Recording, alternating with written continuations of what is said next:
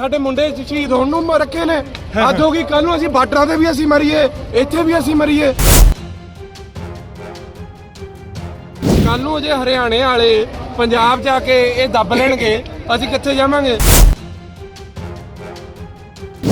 ਕੱਲ 35 ਰੋਡ ਪਿੱਤਲ ਤੇ ਮਾਰੇ ਆ।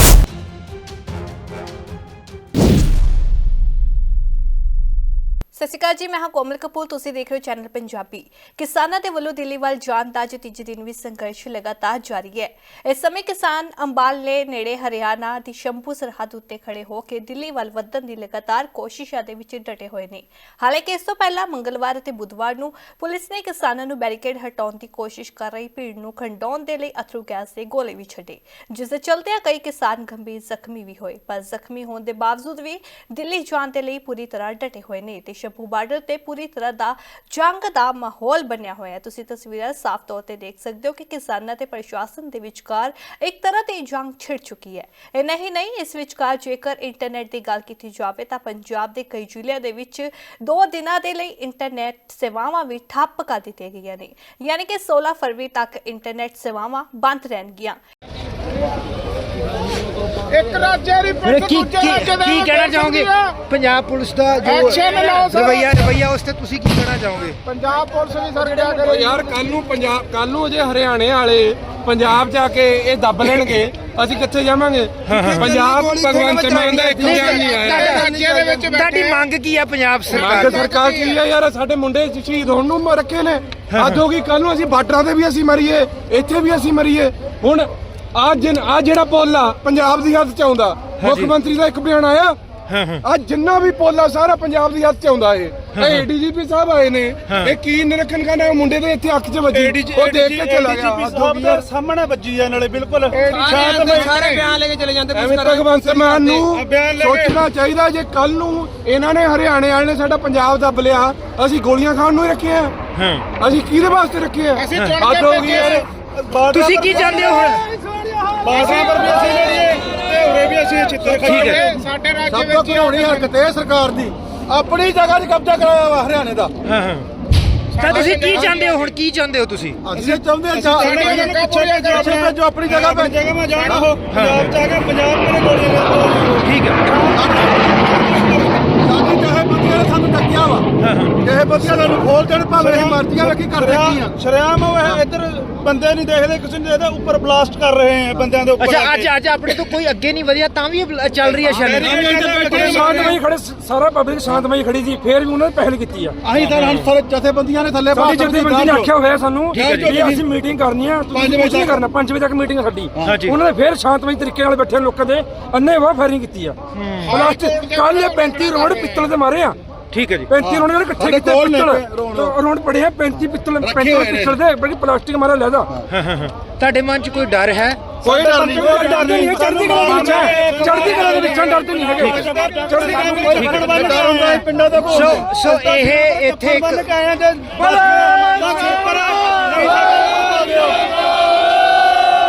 अब तो बात ये है किसानों की, हमारी तो जो इंटरनेशनल बरादरी से बेनती है, हम लोग इन लोगों के साथ रहना ही नहीं चाहते।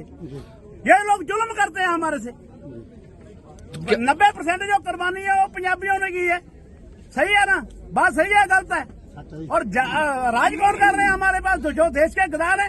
इधर हमारे KMM फोरम की अध्यक्षता जसविंदर सिंह जी लौंगोवाल, और उधर मैं पंजाबी वाला नहीं, मैं तो उसके बाद उनके फोरम की SKM नॉन पॉलिटिकल की अध्यक्षता सुखजीत सिंह जी ने है, सुखजीत सिंह ने की। तो उन्होंने आज जो कहा है भी जो तो यहाँ संभाल के हमने करने से प्रोग्राम भी हमने बिल्कुल ओबीसी मशीनों के पास अपने वॉलंटियर्स तैनात कर रखने हैं और एक सिक्योरिटी की व्यवस्था के लिए अपनी टीमें बना रखी हैं, और जो भी प्रेस के लिए ज़रूरी चीज़ें थी वो सारी आज फाइनल कर ली गई हैं।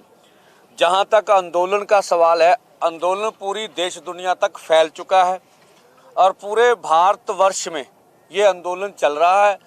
हरियाणा में एक जगह पर धरना लग गया, वो बंद होने के कारण नेट उसकी खबर नहीं आ रही है, लेकिन धरना अंदर चल रहा है। और एक दो और भी धरने आज हरियाणा के अंदर चल पड़ेंगे। आप देखेंगे आगे आगे ये आंदोलन और बड़ा होगा। जो बड़ी बात है, प्रेस में ये आ रहा है पुलिस और किसान, पुलिस रोक रही है, किसान आगे बढ़ रहे हैं, ऐसा आप बोलते हैं। ऐसा नहीं है, आपका ये मिलिट्री रोक रही है, अर्धसैनिक फोर्स रोक रही है, और किसान पीसफुली ढंग से दिल्ली की ओर जाना चाहते हैं। ये जो आप देख रहे हैं ये पुलिस नहीं इस्तेमाल करती, ये मिलिट्री इस्तेमाल करती है, जो हम आपको दिखा रहे हैं। और मैं आपको और भी चीज़ें दिखा दूंगा जो आज हमने नोट की है, जो आपके समक्ष रखनी थी।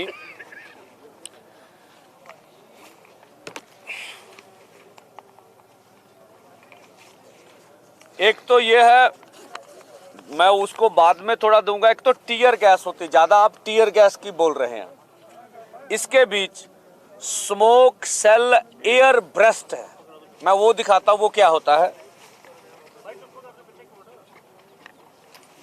ये रबड़ की गोली नहीं, हमारे लोग इसको रबड़ की गोली है। ये स्मोक सेल एयर ब्रेस्ट है, ये लगने के बाद फटता है और जख्म करता है। ये अकेला मिलिट्री ही इस्तेमाल करती है, इसको पुलिस कभी नहीं इस्तेमाल करती। और उसके साथ स्मोक सेल ग्राउंड ब्रेस्ट है, दो ये मिलिट्री वाले सारे इस्तेमाल है।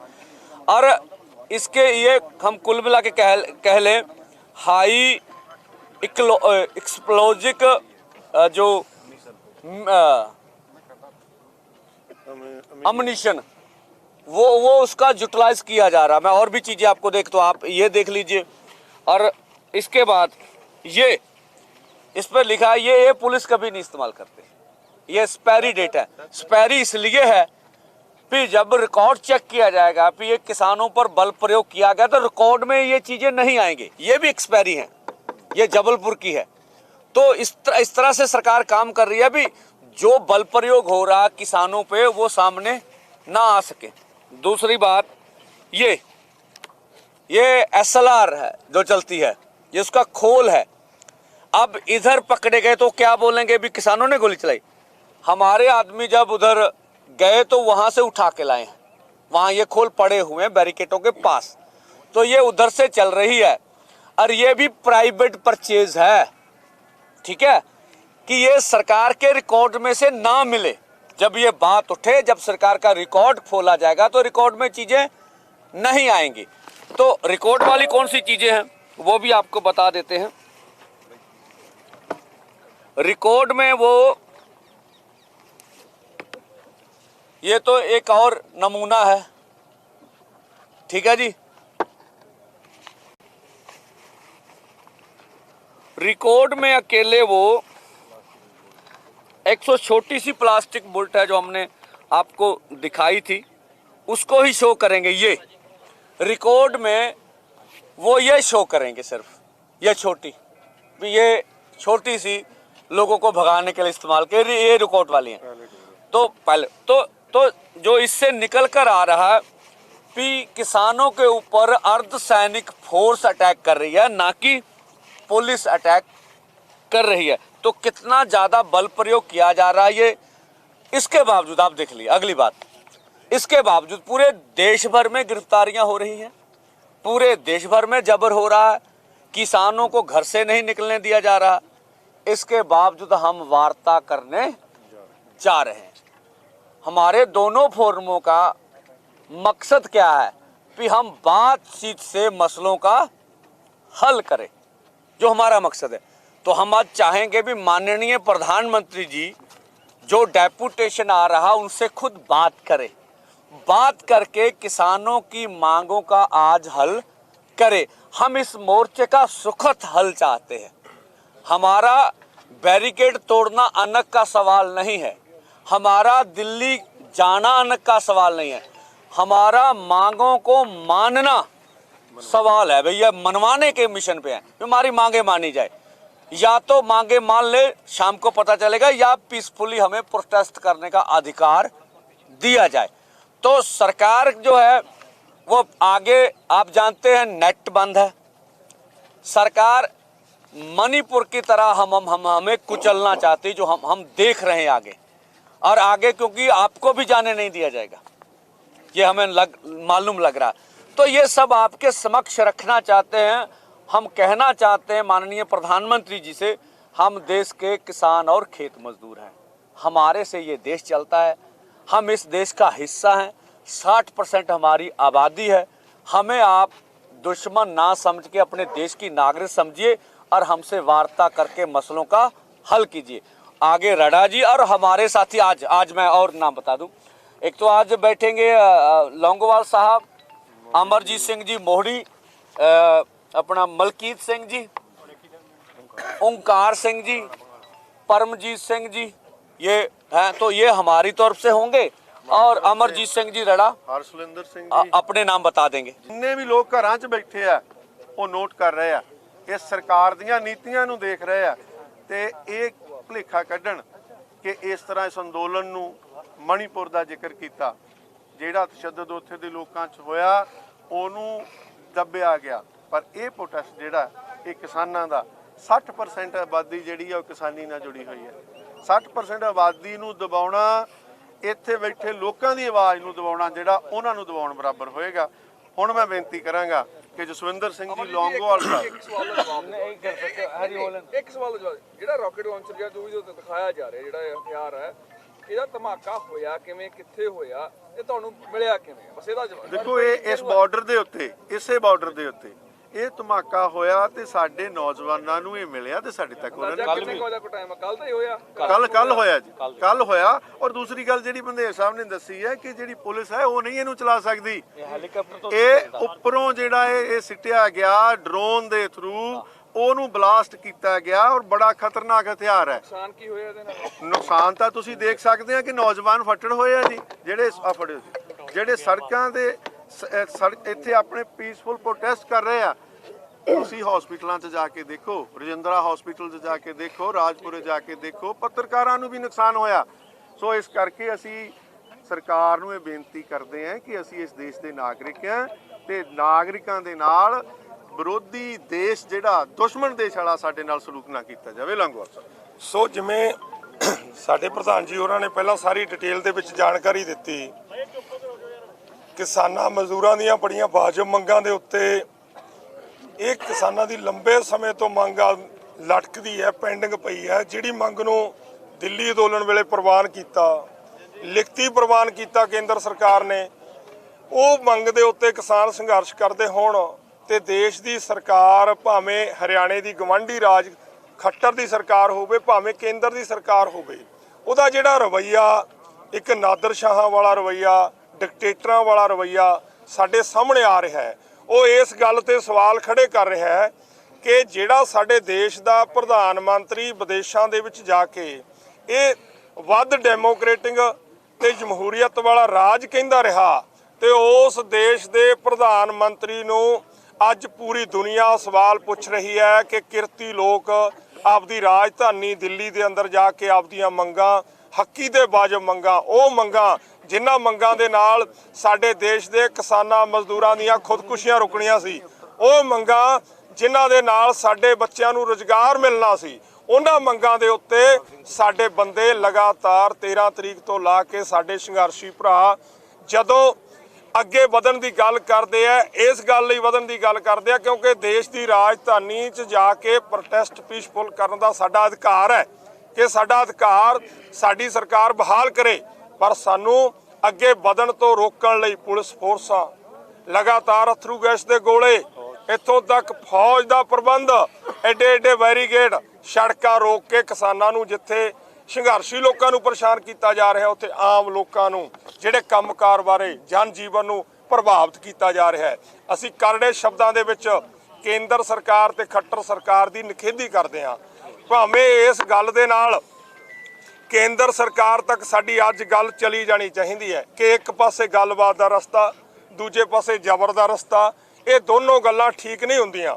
ਜੇਕਰ ਗੱਲਬਾਤ 'ਚ ਪੋਜ਼ਿਟਿਵ ਹੱਲ ਕਰਨਾ ਚਾਹੁੰਦੀ ਹੈ ਕੇਂਦਰ ਸਰਕਾਰ, ਜਿਵੇਂ ਉਹਨਾਂ ਦੇ ਬਿਆਨ ਆ ਰਹੇ ਹੈ, ਤਾਂ ਅੱਜ ਜਿਹੜਾ ਸਾਡਾ ਡੈਪੂਟੇਸ਼ਨ ਜਾਊਗਾ ਉਹਦੇ ਨਾਲ ਕੇਂਦਰ ਸਰਕਾਰ, ਦੇਸ਼ ਦਾ ਪ੍ਰਧਾਨ ਮੰਤਰੀ ਸੰਜੀਦਗੀ ਦੇ ਨਾਲ ਸਾਡੀਆਂ ਵਾਜਬ ਤੇ ਜਾਇਜ਼ ਮੰਗਾਂ ਨੂੰ ਪ੍ਰਵਾਨ ਕਰੇ।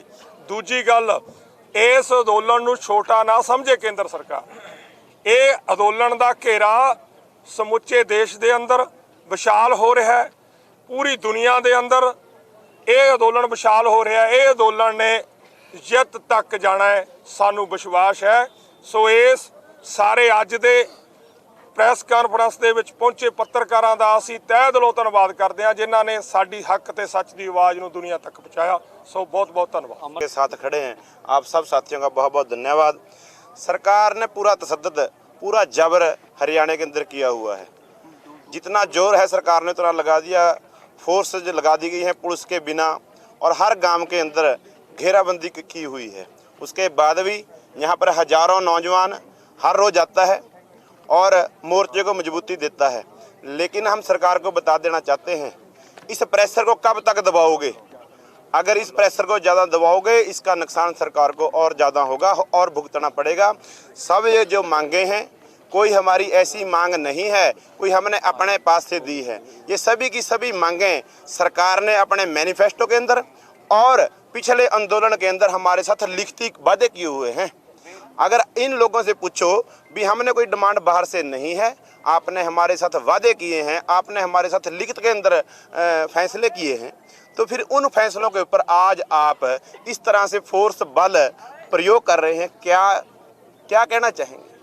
इतना तसद्दुद हम अपनी बात भी नहीं रख सकते। जो हमने किसी से कमिटमेंट की है वो हम कमिटमेंट की बात भी नहीं पूछ सकते। इतना अत्याचार। लेकिन किसान और मजदूर और सभी वर्गों के लोग इस आंदोलन के अंदर शामिल हैं। बता देना चाहते हैं सरकार को, ये मत सोचे भी यहाँ पर थोड़ी गिनती है, भी ये 50,000 लोग हैं। नहीं, ये 70 करोड़ लोगों की लड़ाई है। जो 10-10 हज़ार रुपये के लिए किसान आत्महत्या करता है, वो देखना है उन किसानों को और मजदूरों को आत्महत्या ना करनी पड़े। वो हमारे किसान और मजदूर, उनके बच्चे अच्छे स्कूलों में पढ़ सकें, उनके बुजुर्ग अच्छे हॉस्पिटल में दवाई ले सकें।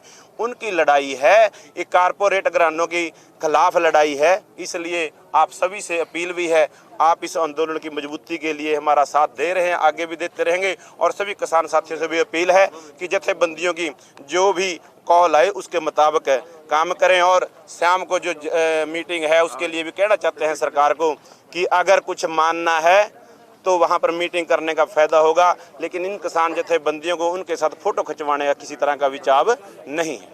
आप हमारी आवाज़ जिस तरह से उठा रहे हैं। और दूसरी बात, अगर साढ़े किसी बच्चे तो गलती हुई उसकी ਅਸੀਂ ਮਾਫੀ ਮੰਗਦੇ ਹਾਂ। ਤੁਸੀਂ ਆਪਣੇ ਮਨ ਵਿੱਚ ਰੱਖਣੀ ਇਹੋ ਜਿਹੀ ਗੱਲ, ਜੋ ਜੇ ਜ਼ੁਲਮ ਢਾਇਆ ਜਾ ਰਿਹਾ ਹੈ, ਜੋ ਜੇ ਸਾਡੇ ਤੇ ਜ਼ੁਲਮ ਹੋ ਰਿਹਾ ਹੈ, ਅਸੀਂ ਇੱਕ ਆਮ ਜਨਤਾ ਹੈ, ਅਸੀਂ ਉਸ ਸਰਕਾਰ ਦੇ ਆਮ ਜਨਤਾ ਹਾਂ। ਉਹਨਾਂ ਨੇ ਸਾਡੀ ਰਖਵਾਲੀ ਕਰਨੀ ਹੁੰਦੀ ਆ। ਜਦੋਂ ਸਾਨੂੰ ਪਿਆਰ ਨਾਲ ਇੱਥੋਂ ਸਾਡੀ ਸੁਰੱਖਿਆ ਕਰਕੇ ਦਿੱਲੀ ਪਹੁੰਚਾਉਂਦੇ, ਇਸ ਦੀ ਬਜਾਏ ਉਹ ਸਾਡੇ ਅੱਗੇ ਰੁਕਾਵਟਾਂ ਖੜੀਆਂ ਕਰਕੇ ਸਾਡੇ ਤੇ ਗੋਲੇ ਬਾਰੂਦ ਬਰਸਾ ਰਹੇ ਨੇ। ਇਹ ਇੱਕ ਦੂਜੇ ਦੇਸ਼ ਵਰਗਾ ਸਾਡੇ ਨਾਲ ਵਰਤਾਅ ਹੋ ਰਿਹਾ ਹੈ। ਔਰ ਸਾਨੂੰ ਤਾਂ ਇਸ ਤਰ੍ਹਾਂ ਮਹਿਸੂਸ ਹੋ ਰਿਹਾ ਹੈ ਕਿ ਉਹ ਸਾਨੂੰ ਆਮ ਜਨਤਾ ਨੂੰ ਦਬਾ ਕੇ ਉਹ ਕਾਰਪੋਰੇਟ ਘਰਾਣਿਆਂ ਨੂੰ ਅੱਗੇ ਲਿਆਉਣਾ ਚਾਹੁੰਦੇ ਨੇ। ਜੋ ਸਾਡੀ ਪਹਿਲਾਂ ਖਦਸ਼ਾ ਸੀ ਉਹ ਸੱਚ ਸਾਬਤ ਹੋ ਰਿਹਾ ਹੈ। ਦੁਬਾਰਾ ਤੁਹਾਡਾ ਫਿਰ ਧੰਨਵਾद। ਵਾਹਿਗੁਰੂ ਜੀ ਕਾ ਖਾਲਸਾ, ਵਾਹਿਗुरु जी की फतेह। नाम बता के नाम। नमस्कार, परमजीत सिंह, किसान मजदूर मोर्चा से। लगभग सभी बात तो हो गए हैं, लेकिन जो मीडिया में एक चल रही थी कि टकराव के जगह बातचीत को अपनाया जाए, तो हम लोगों ने जो 12 तारीख की बैठक हुई थी उसमें भी हम लोग कहते कि बातचीत हमारा कभी नहीं रुकेगा। लेकिन हम मोर्चा को आगे बढ़ाए थे। बातचीत उस दिन भी तैयार थे, आज भी हम तैयार हैं और आगे भी तैयार रहेंगे। एक और भी कल आपने देखे थे कि एक मंत्री जी का बयान आया था। उनका ये कहना था कि ये लोग हर बार एक नई मुद्दा जोड़ देते हैं। मंत्री जी से कहना चाहते हैं कि जो 8 तारीख के पर्चे निकालिए, फिर 12 तारीख को निकालिए, और आज जो डेलीगेशन जा रही बात करने के लिए उस पर्चे को निकालिए। एक भी सवाल अलग से हम नहीं जोड़ेंगे, जो दिया गया है वही है। और जो भी मुद्दे है वो सब राष्ट्रीय स्तर का है। किसी पंजाब, किसी हरियाणा, किसी राजस्थान और बिहार का मुद्दा नहीं उठाया गया है। वो उठाते तो कई पेज हो जाते। तो मेरा ये कहना है कि हम बातचीत के लिए तैयार हैं, लेकिन पॉजिटिव तरीके से आ रहे हैं। हम कोई जीरा भी नहीं जा रहे हैं कि हाँ हम अड़े हुए हैं, पॉजिटिव से आ रहे हैं। लेकिन सरकार भी ये सोच के आए कि हम सॉल्यूशन देने आ रहे हैं, टाइम पास करने के लिए नहीं, मीडिया में एक प्रोपेगेंडा खड़ा करने के लिए नहीं, एक एजेंडा सेट करने के लिए नहीं, बल्कि हम किसानों के साथ इस उम्मीद से चले वहाँ दिल्ली से जिससे कि कोई हल निकल सके। हमारी ऐसी कोई योजना नहीं है जिससे कि हम किसानी को बचा सकें। हमारे पास जो भी मुद्दे हैं वो किसानी के बचाने के लिए, सरकार की जो योजना है वो किसानी को नष्ट करने के लिए है। अगर हम आज नहीं चेते तो किसानी ही खत्म हो जाएंगे। तो इसी का हम लोग का एक स्लोगन चलता है, नो फार्मर नो फूड। तो इसी कारण इसी शब्दों से मैं अपनी विराम देता हूँ और उम्मीद है कि आज कुछ पॉजिटिव में कुछ हल निकलेगा। ਇਸ ਦੇ ਨਾਲ ਹੀ ਪੰਜਾਬ ਦੇ ਬਠਿੰਡਾ ਅਤੇ ਪਟਿਆਲਾ ਦੇ ਵਿੱਚ ਕਿਸਾਨ ਰੇਲ ਪਟਰੀਆਂ ਉੱਤੇ ਬੈਠ ਚੁੱਕੇ ਨੇ। ਦੂਜੇ ਪਾਸੇ ਪ੍ਰਸ਼ਾਸਨ ਦੇ ਵੱਲੋਂ ਸਰਹੱਦ ਉੱਤੇ ਸੁਰੱਖਿਆ ਤੇ ਪੁਖਤਾ ਪ੍ਰਬੰਧ ਕੀਤੇ ਹੋਏ ਨੇ। ਹਰਿਆਣਾ ਦੇ ਵਿੱਚ ਦਾਖਲੇ ਦੇ ਲਈ ਪੁਲਿਸ ਤੋਂ ਇਲਾਵਾ ਨੀਮ ਫੌਜੀ ਬਲਾਂ ਦੇ ਜਵਾਨ ਵੀ ਸਰਹੱਦਾਂ ਉੱਤੇ ਤਾਇਨਾਤ ਕੀਤੇ ਗਏ ਨੇ। ਕਿਸਾਨਾਂ ਨੂੰ ਅੱਗੇ ਵਧਣ ਤੋਂ ਰੋਕਣ ਦੇ ਲਈ ਜਿੱਥੇ ਪੁਲਿਸ ਦੇ ਵੱਲੋਂ ਹੰਝੂ ਗੈਸ ਦੇ ਗੋਲੇ ਦਾਗੇ ਜਾ ਰਹੇ ਨੇ, ਤਾਂ ਉੱਥੇ ਕਿਸਾਨਾਂ ਦੇ ਵੱਲੋਂ ਵੀ ਪੁਲਿਸ ਦੀ ਇਸ ਕੋਸ਼ਿਸ਼ ਨੂੰ ਨਾਕਾਮ ਕਰਨ ਦੇ ਲਈ ਜੁਗਾੜ ਲਗਾ ਲਿਆ ਤੇ ਕਿਸਾਨਾਂ ਨੇ ਬਾਰਡਰ ਉੱਤੇ ਇੱਕ ਵੱਡਾ ਪੰਖਾ ਲਗਾ ਦਿੱਤਾ ਹੈ ਜੋ ਕਿ ਗੋਲਿਆਂ ਦੇ ਧੂਏ ਨੂੰ ਸਾਫ਼ ਕਰ ਰਿਹਾ ਹੈ। ਜਿਨ੍ਹਾਂ ਪ੍ਰਸ਼ਾਸਨ ਦੇ ਵੱਲੋਂ ਕਿਸਾਨਾਂ ਨੂੰ ਰੋਕਣ ਦੀ ਕੋਸ਼ਿਸ਼ ਕੀਤੀ ਜਾ ਰਹੀ ਹੈ, ਤਾਂ ਉੱਥੇ ਕਿਸਾਨ ਵੀ ਪੂਰੀ ਤਰ੍ਹਾਂ ਜੋਰਾ ਸ਼ੋਰਾ ਦੇ ਨਾਲ ਦਿੱਲੀ ਵੱਲ ਵੱਧ ਰਹੇ ਨੇ ਤੇ ਇਸ ਵਿਚਕਾਰ ਕਿਸਾਨਾਂ ਦੀਆਂ ਸਰਕਾਰਾਂ ਦੇ ਨਾਲ ਮੀਟਿੰਗਾਂ ਵੀ ਬੇਸਿੱਟਾ ਨਿਕਲ ਰਹੀਆਂ ਨੇ, ਜਿਸ ਕਾਰਨ ਮਾਹੌਲ ਦਿਨ ਬਰ ਦਿਨ ਗਰਮਾਉਂਦਾ ਹੀ ਜਾ ਰਿਹਾ ਹੈ। ਦੇਖਣਾ ਹੁਣ ਇਹ ਹੋਵੇਗਾ ਕਿ ਸਰਕਾਰਾਂ ਦੇ ਵੱਲੋਂ ਕਿਸਾਨਾਂ ਦੀਆਂ ਮੰਗਾਂ ਪੂਰੀਆਂ ਕੀਤੀਆਂ ਜਾਂਦੀਆਂ ਨੇ ਜਾਂ ਫਿਰ ਪ੍ਰਸ਼ਾਸਨ ਤੇ ਸਰਕਾਰ ਆਮੋ ਸਾਹਮਣੇ ਰਹਿਣਗੇ। ਸਾਡਾ ਹਰ ਇੱਕ ਪ੍ਰੋਗਰਾਮ ਵੇਖਣ ਤੇ ਸਾਡੇ ਨਾਲ ਜੁੜਨ ਲਈ ਸਬਸਕ੍ਰਾਈਬ ਕਰੋ ਚੈਨਲ ਪੰਜਾਬੀ ਤੇ ਨੋਟੀਫਿਕੇਸ਼ਨ ਲਈ ਬੈਲ ਆਈਕਨ ਵਾਲੇ ਬਟਨ ਤੇ ਕਲਿੱਕ ਕਰੋ।